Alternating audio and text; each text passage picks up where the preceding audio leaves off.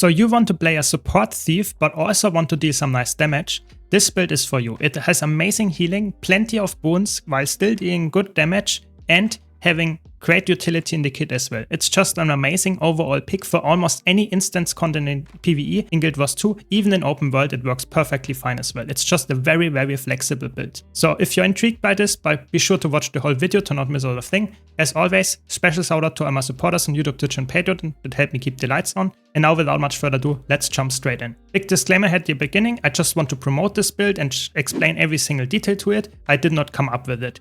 People from Snow Coast came up with that. Be sure to check out their website in the description below if you want to see a written guide. But now let's jump straight in with the gear. As you can imagine, this is a Celestial build. You play full Celestial with Superior Rune of the Trapper. Every single piece of the armor, weapons and trinkets is full Celestial. If you can afford infusions, you would go with condition damage infusions for more damage, but of course it's not necessary. For your relic, you want to go with Relic of Caracosa. It's just the best amount of healing. It's always healing allies. Not you, but allies, when you use a blast finisher in a combo field. It's really, really strong, and you have a really decent blast finisher uptime by using, for example, Shadow Sap. It's really, really strong, but you have other blast finishers as well. For weapons, you would go with Scepter, Pistol, that much is for sure. In the second weapon set, you can either have another pistol or a dagger. So we will get to why in a second, but you want to have on the Scepter for sure the Transference Sigil for more healing. And on the first pistol that you would use, you want to have Superior Sigil of Earth if you want to go for damage. If you want to go for even more healing, you would go with Superior Sigil of Water.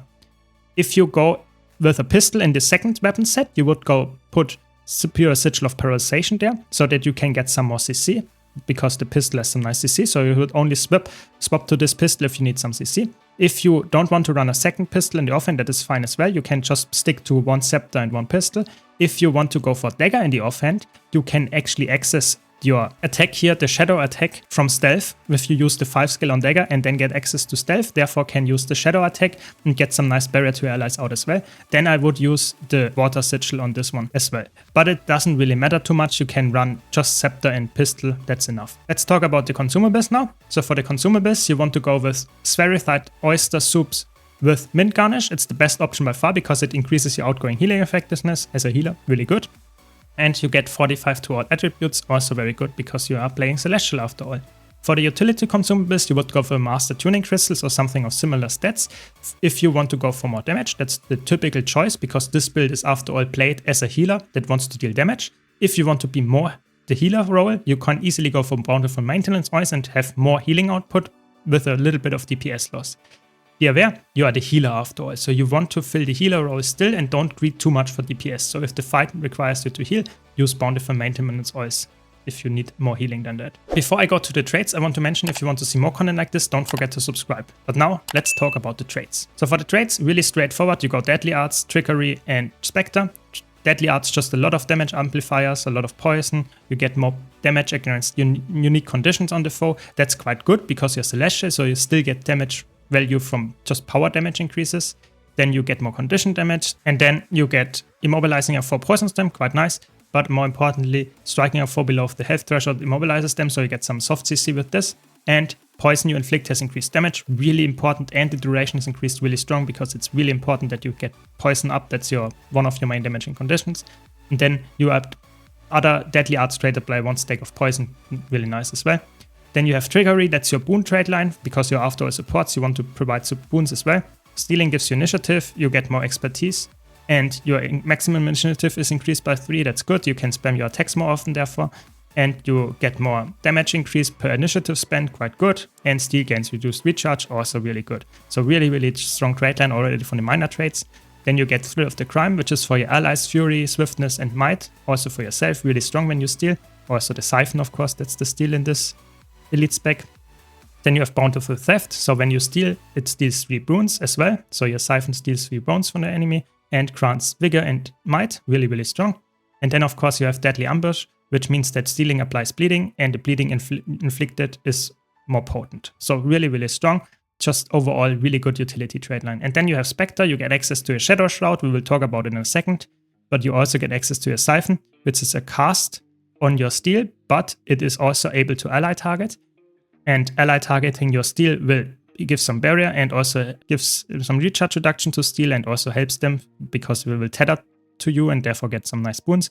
Typically you would use it if you don't have any pressured ally or mechanic doing ally. You would use it on the enemy to get some nice boons and just damage and more Shadow Force. But we will get to the Shadow Force in a second. Then you get some nice healing outgoing effectiveness, and whenever you grant barrier to an ally, you actually inflict torment on the enemy if they hit an enemy. So that's quite nice as well. And then you get some nice stealth barrier. That's why I said dagger is viable in the offhand as well. And then of course you take Second Opinion for more condition damage increase and gain healing power based on your condition damage. That's why Celestial is so good, because you actually get converted condi damage and healing power in each other. That's really nice. Then you get Traversing Dust, of course. Whenever you use a Well skill, you give resistance. So you have really high resistance uptime on this build. And when you Shadow Step, you actually heal your allies around you and gain Shadow Force. It's really overloaded, this trait, really, really strong. So helps to upkeep the Shadow Force. And then you get Shade Step. This got a little bit reworked, but it's still really strong. It applies Alacrity on the 2 skill in the Shadow Shroud. So you can just spam that and get a long lasting Alacrity for your allies. Then you have a protection skill on the 3 that's on top of the skill's normal attacks.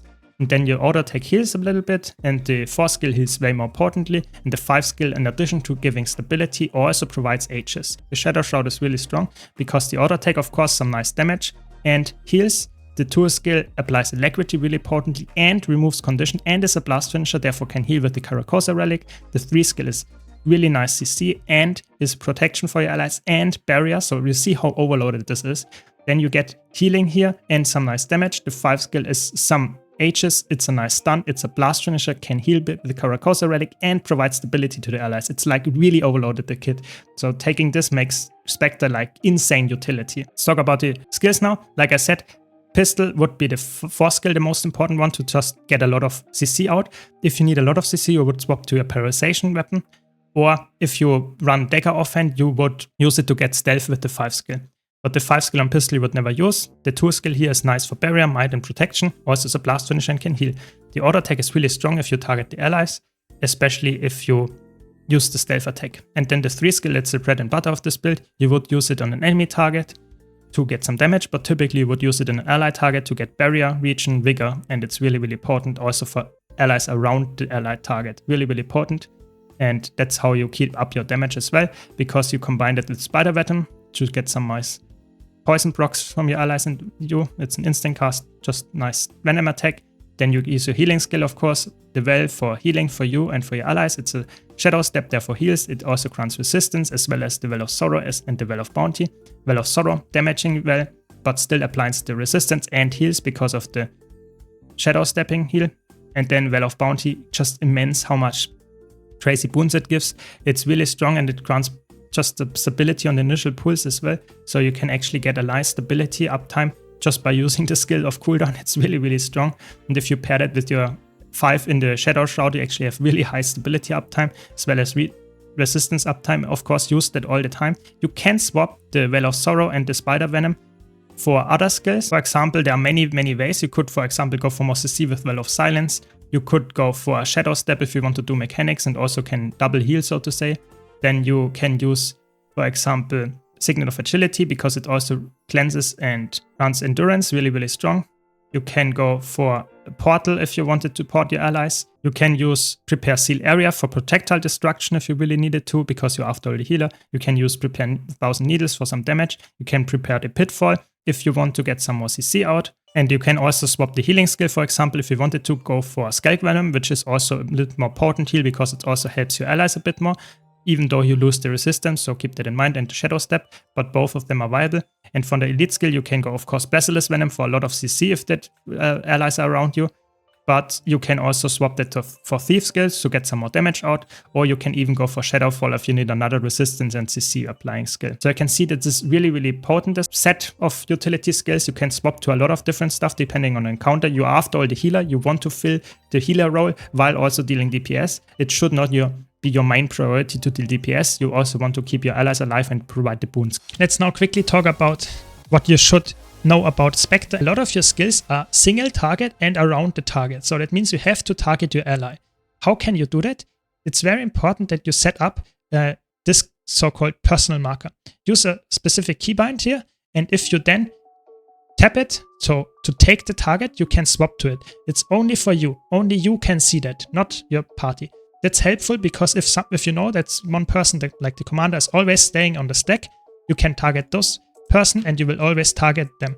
Of course, they have to be in a subgroup, otherwise it doesn't make sense because you will be the healer for your subgroup.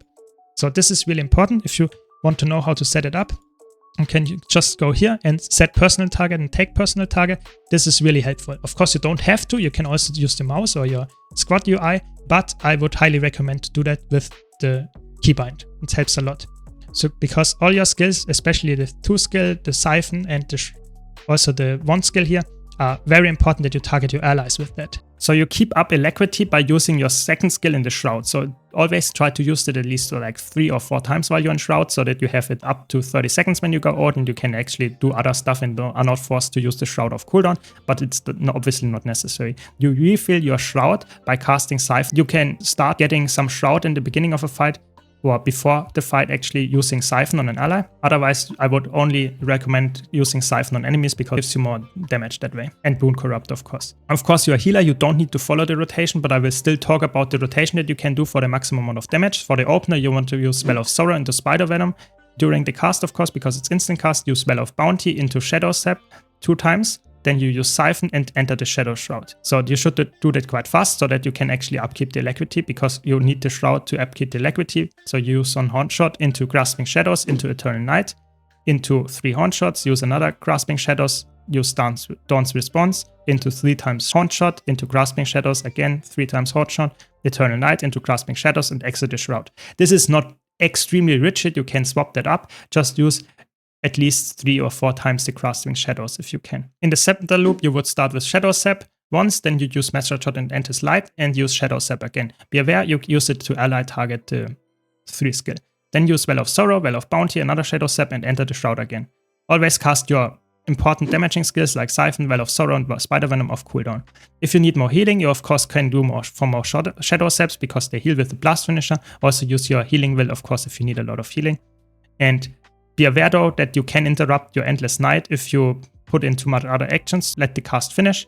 Of course, always try to use your stability skills like the Well of Bounty or your 5 skill in Shroud for making sure that you have stability in the important times. Of course, use auto attacks if you don't have any other skills to do right now. And try to use your CC skills if you need CC. Try to use your healing skills if you need heal. In general, always fill the role that is currently necessary. Don't stick too much to your loop for the damage, stick way more to the healing and the boon application rotation. You can see this build is really fun, it's really strong, it is really flexible, in my opinion, heavily underrated. That's why I wanted to make this video and guide about it. Special shout out again to Snowcrows for providing this build. I just want to promote it. I hope you enjoyed this video. If you did, be sure to leave a like and subscribe for more content like this. Thanks a lot for watching. Thanks again to all my supporters, and I hope to see you all in the next video.